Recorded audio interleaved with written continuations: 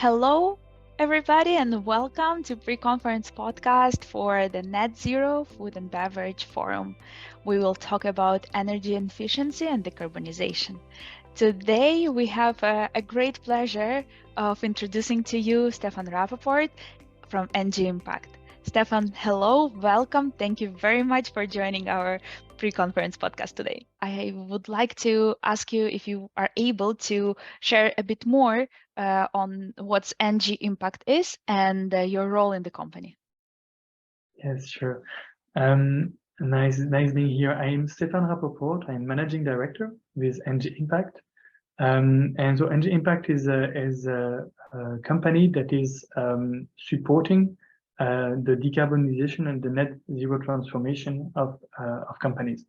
And my role is to work on these decarbonization challenges and make sure that the decarbonization plan get to implementation. Thank you very much, Stéphane, for the introduction. I have a question to you here, and the question is, actually, what has been the progress in organizations to implement and achieve decarbonization? If you can please share it here with us. We have been surveying a number of leaders in sustainability in more than 500 organizations around the world, and we could get many interesting insights on this question about the challenges that are faced right now. And the initial one is it's difficult to keep up the energy level in the organization to implement the decarbonization plan that has been identified. And actually, only half of the organization consider that they are only partly meeting the plan to decarbonize that they had identified. So half of the organization consider they are not on track until meeting the needs. Only around 12% consider they are meeting their objectives or exceeding those objectives. And I think the last very important point is that 3/4 of the companies realize that they have achieved the quick wins for decarbonization, and that everything that is ahead will be the more harder challenges on the decarbonization.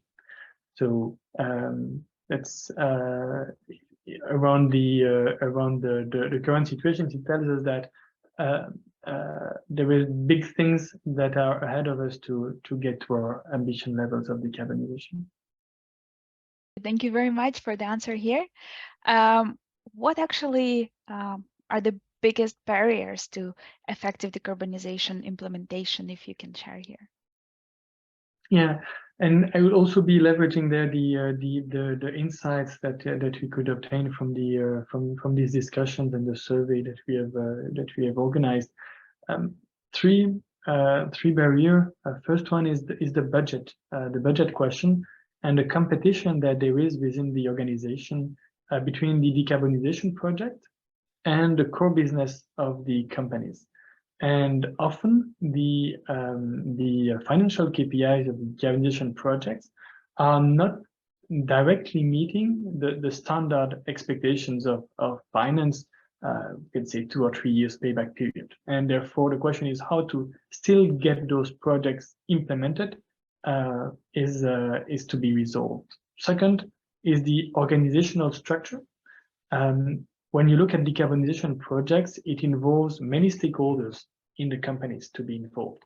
The operations team, the engineering teams, the site local teams, the corporate functions, and the alignment between all of the stakeholders to get the project implemented is another challenge to be overcome to stay on track with the plan. And lastly, it's the supply chain issues and how to decarbonize its scope 3, the suppliers that you are having, and especially in considering the lack of visibility that there is on your supply chain around the carbon emissions, and how to engage and finding the right engagement model with your suppliers to succeed decarbonization. Great, thank you very much for the answer here. And what are actually the key actions identified to accelerate decarbonization? Yeah. I think I'll be focusing on two of them. We can have a long list, but let's be focused.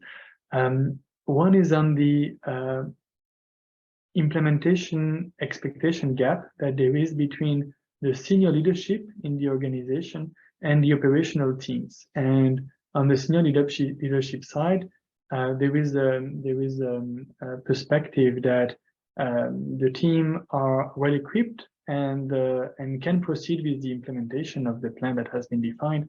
But when talking with the operational team that needs to do the project rollout, we see that most of these teams are already fully committed to their day-to-day operational challenges, that they cannot take on these additional requirements to develop and deliver the decarbonization project. So making sure that we have the right resources in the companies to get those projects deployed is one critical success factor moving ahead. Second one is to make sure that the right frame is put in place to enable the decarbonization project. And by frame, it's about, for example, innovative financing model. We talked just before on the barrier of the budget availability. You can consider having new type of financing model that are used to enable the decarbonization project to move forward. Considering also carbon pricing or carbon budget in the organization is another tool that will then enable the smooth rollout of the decarbonization project.